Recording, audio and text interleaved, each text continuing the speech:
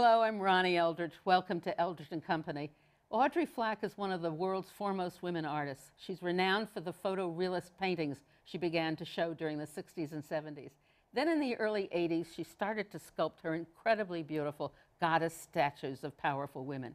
In between, she teaches and plays the banjo in Audrey Flack's History of Art band.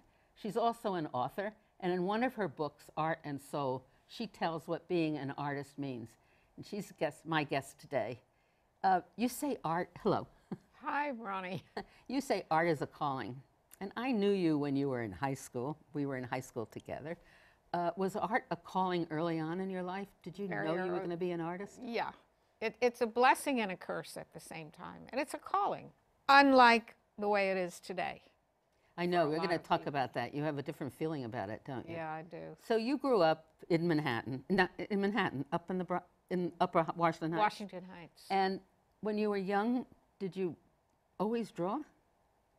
I think it started, visual acuity.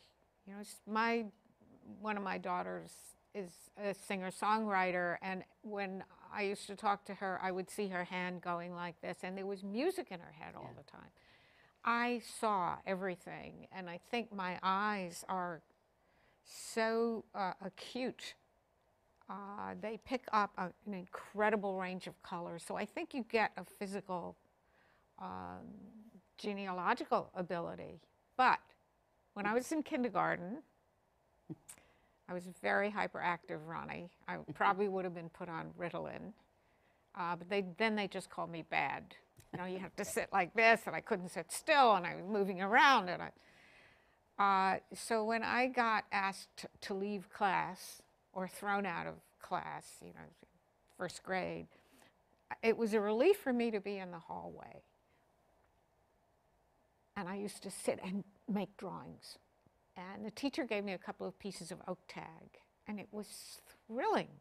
To me, seeing is thrilling. Just thrilling to see you with that beautiful necklace. What is that? I know you're always so thrilled and enthused in life. Is it all because you think you see more? I trust my eyes more than I trust words. Now, sometimes when I listen to politicians, I listen to the voice, and I could tell if they're lying. It's so interesting. And you think art. I listen to the voice, and I see their faces, and I see it's really interesting, because words can lie, but vision can't lie. Isn't that interesting? But you hear also. I hear and you're I a musician. See. Yeah. So what can we do? So you started drawing on this thing, drawing in the corridor, and they saw it, so they made you do signs? Yeah, I did the class pumpkins and Valentines and Christmas trees and then we were both lucky enough to land up at the High School of Music and Art. Oh, where did you live, Ronnie? I lived on the West Side. I've never moved from the West Side. Did you take the bus? Because we took the bus. Took the trolley car to school. Trolley? Which ran up Broadway. But we're not here to reminisce. I want to talk about you. So music and art, you really, it was an incredible time, and everybody that I know who went to that school, everybody agrees that it was an incredible time in their life. Thrilling. Yeah. Thrilling, because I was the odd kid in the neighborhood. As my mother never ceased to tell me, my hair was not like a suburban girl's hair. I didn't wear bouffant skirts. I wore jeans, and I always felt like I didn't quite belong, which I didn't. Yeah. I went into music and art. I was home. I was home. It was thrilling. The talent was amazing. It was just so stimulating, and it touched our souls. I mean, I was always interested in government and politics and stuff, and even at music and art. I was really nourished by all those teachers who were either communists or socialists, but sometimes it's all right. There was one kid in my class that was a Republican, and I still remember his name, Bruce Goldstone, because he stood out like this. Anyway, let's go further. You then went. Ronnie, I have to say, I voted for Ronnie when she ran for class president. I was so impressed with her. She was this foreign creature, interested in politics. I know, it was really fascinating that happened early on. But then you went to Cooper Union, then you went to Yale, and then you started... Scholarships. And then you were an artist even then. Oh, It's yeah. interesting, you say at Yale you would stand 30 feet away and throw paint at the canvas. Yeah. That was the style then? Was it all after Jackson? When I was at Cooper, it was the heart, the height, the beginning of the height of abstract expressionism. And Cooper Union was on 8th Street. All the artists lived on 8th Street, 10th Street, on the Lower East Side. And I knew them. And my teacher took me to the Artists Club, so I met all those guys. I knew Pollock. I probably may be the last person alive that knew Pollock. Do you think there are No, any? I think there are people who still do. It's all right. We're not that old. Go on. I'm not that old. No. Thank you very much. But, So I used to, he dripped, Mm-hmm. and I dripped, but I wanted to go further than Pollock. I mixed buckets of paint, and I would load my brush, and I would fling it at the canvas. One time the brush went through the canvas.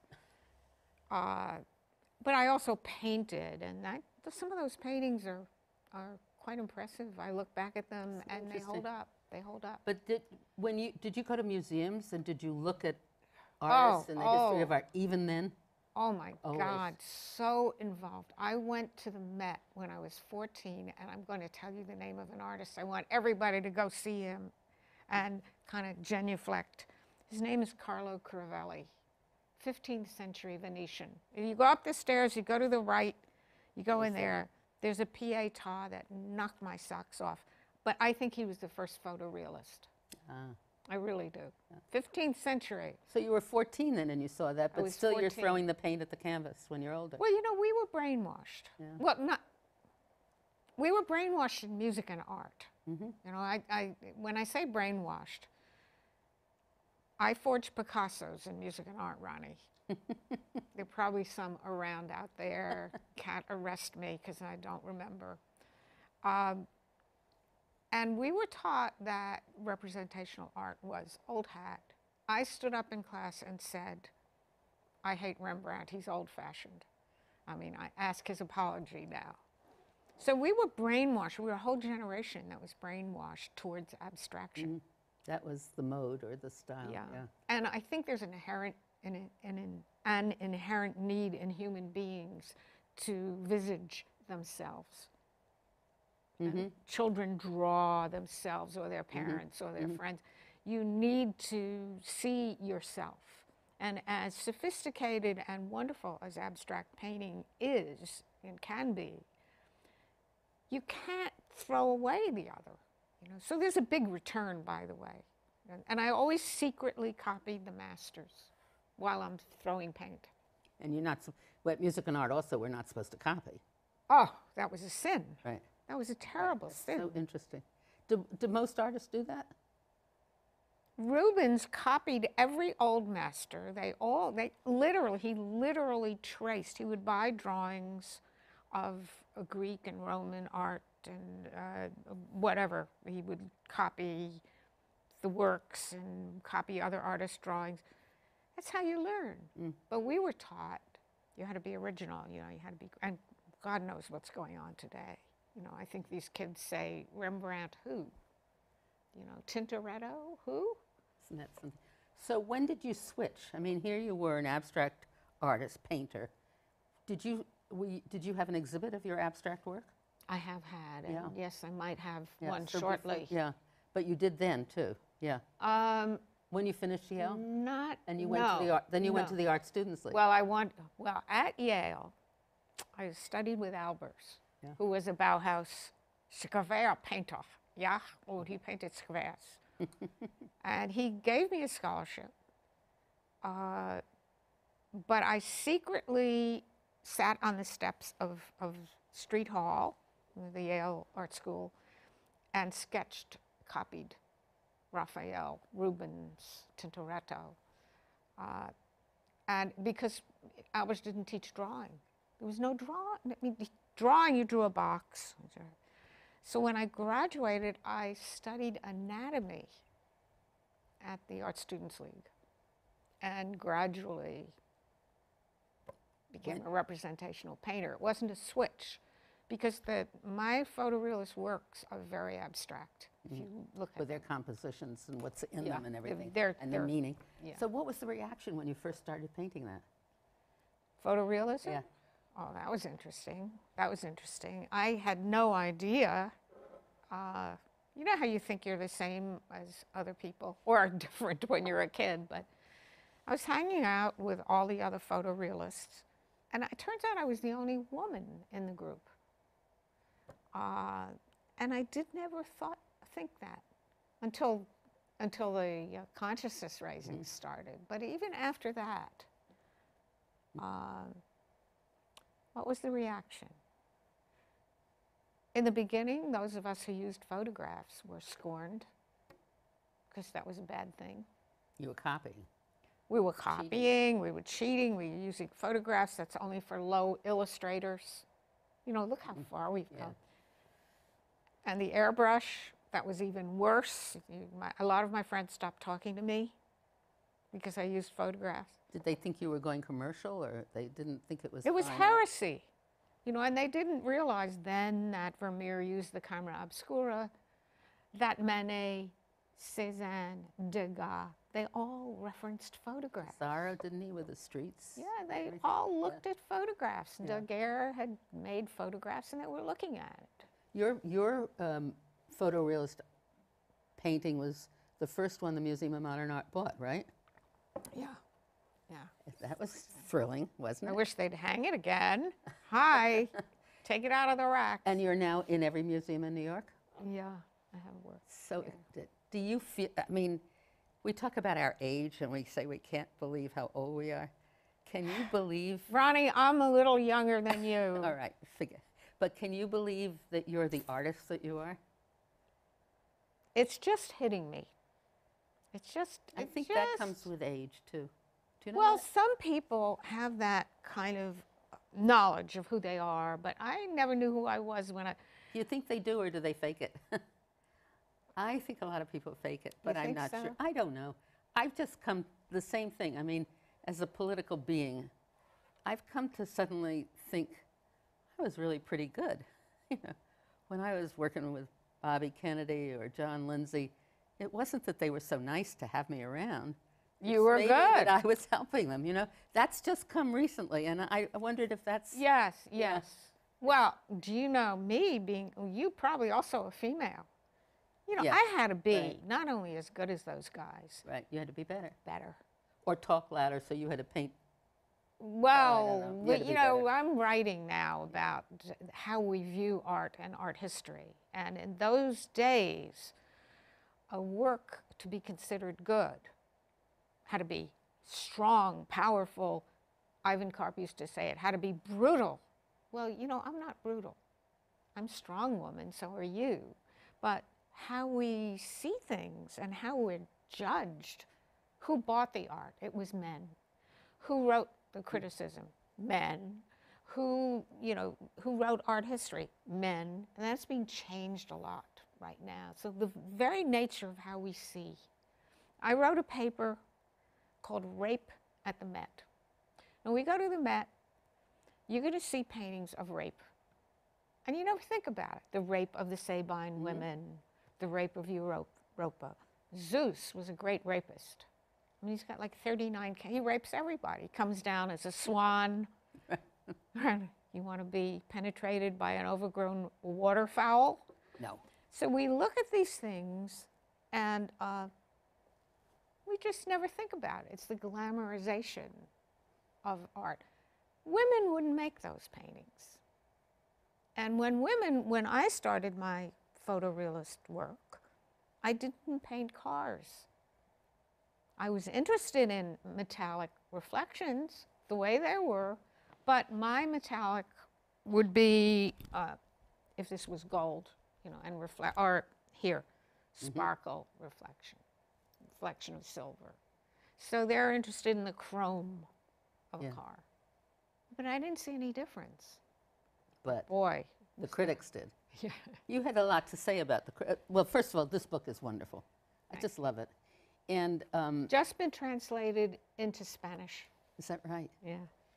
It's just, well, anyway, it's wonderful and people should read it. But you have a lot to say about the art world. Sometimes I think I Let's do it. shouldn't say so much. And I don't want to run out of time, so I want you to talk a little bit about it. What? I don't know. What do you complain about the art world? You have a great, I mean, It's a big question, Ronnie. you have great fondness for artists. I love artists. Right. I think every time an artist dies, a light goes out in the world. We are the ones that have to keep everything. And you relate it Right. to the world, Yeah, the importance of beauty or art in the world. yeah, yeah. For us to be sane and, you know, when art goes commercial and gets commodified as it has now, when it becomes nothing but a dollar sign, what did Andy Warhol say? The best art is good business. Come on. You know, when you're suffering or when you're questioning life, dealing with things, you go to the Met, you look at a late Rembrandt, you look at a Vermeer, you need something to fill your soul. You don't go look at a Campbell's soup can. You know, that's why when you change that to the world of politics and government, that when you go into poor neighborhoods where you see no beauty, Yeah. and where we talk about early childhood education and the importance of school, and then we cut art programs. The Oh, need for that that beauty upsets me. in the lives of people is so important. And then you put people in prison when they're dark and ugly buildings. And what you're saying is so important, but we're not bridging it enough into the real world. Well, We're the- cutting it out Right, more and more. yeah. And also what's happening in this world. You know, I think there are those of us, and I hope there are young people, I think there are, who are keeping the flame alive, because this whole world is not just art. And I think art is in advance of politics. I think if you study what's happening in the corruption in the art world, it predicts what's going to happen in politics. So you can imagine how bad it is. Well, art has always reflected, I mean, politics has always been reflected in art, hasn't it? I'm not saying that. I'm- I'm saying the opposite. I know you are, you're changing it around. I'm Yeah. like, art comes Okay. first. Okay. I'm not saying that the artist reflects society. I'm saying the artist almost predicts what's going to happen. It's a prediction, not just a reflection. You asked the question in the book, what would happen if artists didn't sign their canvases or if they refused to sell their work? Yeah. It's gotten, I mean, when you see these auctions now with the artists, with the prices that are going and the people who are buying them, And the work that's being bought. I mean, really, Ronnie, okay, I'll take this pen, you know, and I'll suspend it. I mean, that's going to go for a couple of $100,000, million. You really wonder why the person is buying it. Is he buying it because it's beautiful or it has a deep meaning for him? It's something cuckoo has happened, something amoral and hysterical, and money, greed, power, fame, glory, all of these things. It's across the board. And art's supposed to get you right back to here. That's where you go. And look at the museums, they're filled. And yet the poor museums have to put on blockbusters to make get money. Yeah. It's, the other thing that I've heard from some people is the art gets sold for so much money, but it never goes to the artist. Well, Unless the artist is selling directly, is that true or well, not? I If think- at the auction, does the artist get a percentage of the sale? Oh, sure. By now, I mean, you know, yeah. I think, who is it, Jeff Koons and Hearst have just bypassed their dealers and gone directly see. to auction and I see. making a fortune. So now you're doing these beautiful, beautiful, strong women. Thank you. What was the reaction to that sculpture?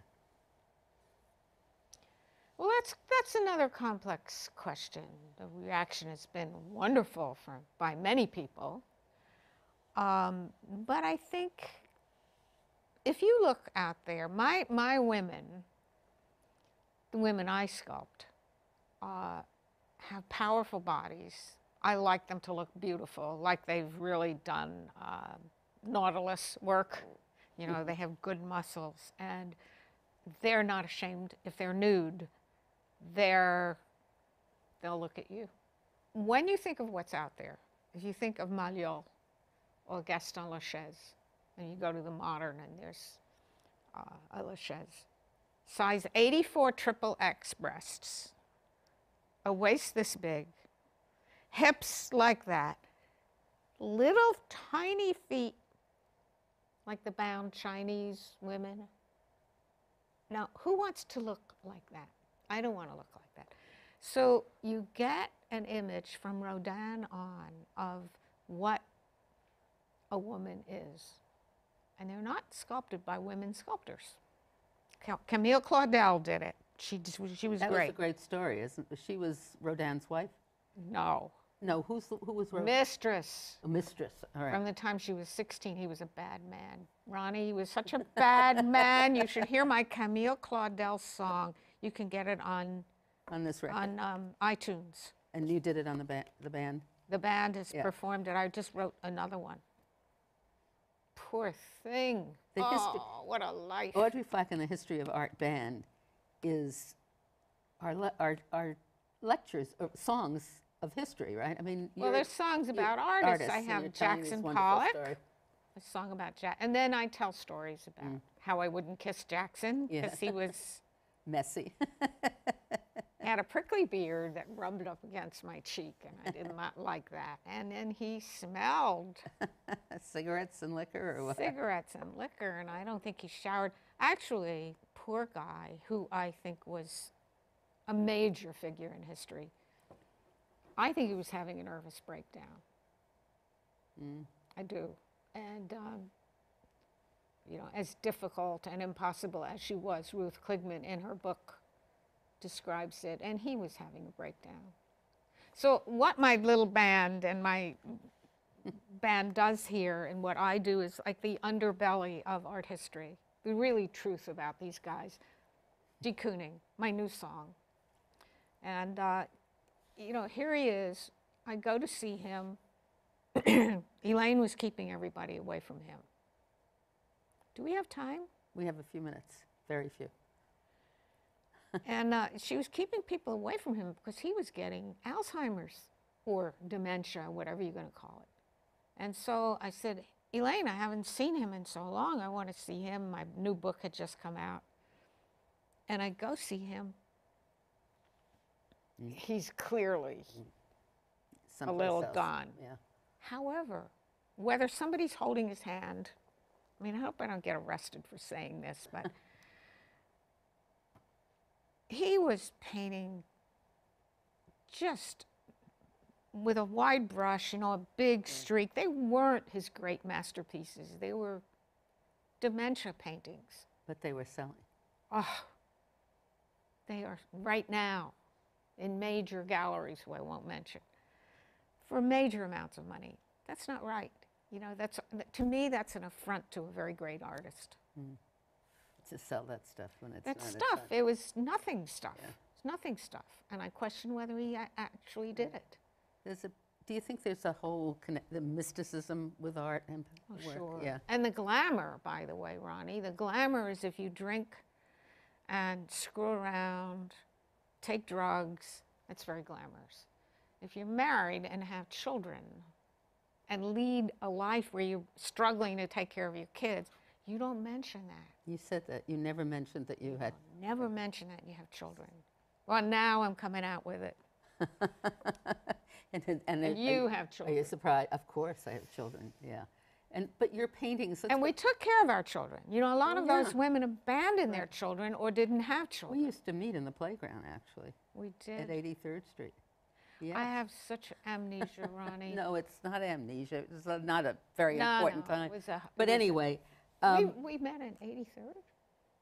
Pardon? We met in the playground? Yeah, at 83rd Street. That was we have met periodically through our lives, and each time we meet, we just go back as if we've been seeing each other for a very long time. So it's a kind of feeling that we always have with each other, right? Yes. Yeah. But you are still sculpting. Oh, yeah. Do it by commission. The public art basically? Public art you only do by commission because Yeah. you don't want a 50-foot statue in your No. But are you doing living mostly room. public art, or are you doing small? I will only do a commission now if I really am excited about it. I've done a lot of commissions, public art. I wanted to put women out there. And I you've wanted done to it. And I've done it. Where? Let's just quickly say where they are. Rock Hill, South Carolina, very major work, gateway to the city, four big goddesses. Knoxville, Tennessee, South Pasadena, oh my God, I'm forgetting. There's one here, New York City Technical College. The one in front of the courthouse? Oh, Nashville, the Recording Angel. Was the courthouse in Florida? Oh, Tampa, Yeah. Veritas. Yeah. Was your sensitivity and imagination that you really sense what you're, I mean, it just happens, right? Comes out from inside you? Yeah. Yeah. Yeah. You just know what has to be said and what the people need, what people need to see. Are you going to have a concert soon? Public? We just had one at Yale. Yeah. I'll let you know when the next Okay. one is. And are you going to have a show? Are you showing some of your work? I will be, yes. In New York, in Manhattan? Yeah, there's a print that just came out I did for the Pennsylvania Academy that will be offered on February 5th. There'll be a show of my prints at Lafayette College next year, show of paintings at the Garth Brennan Gallery, so. I look forward to seeing them, but also for you to come back and we can talk some more because it's been a delight. So thank you very much, Audrey Flack. Thank you, Ronnie.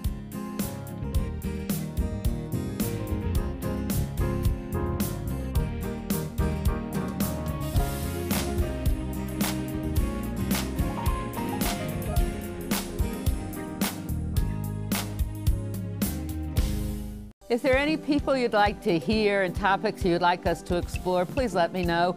You can write to me at CUNY TV, 365 Fifth Avenue, New York, New York, 10016, or you can go to the website at cuny.tv and click on Contact Us. I look forward to hearing from you.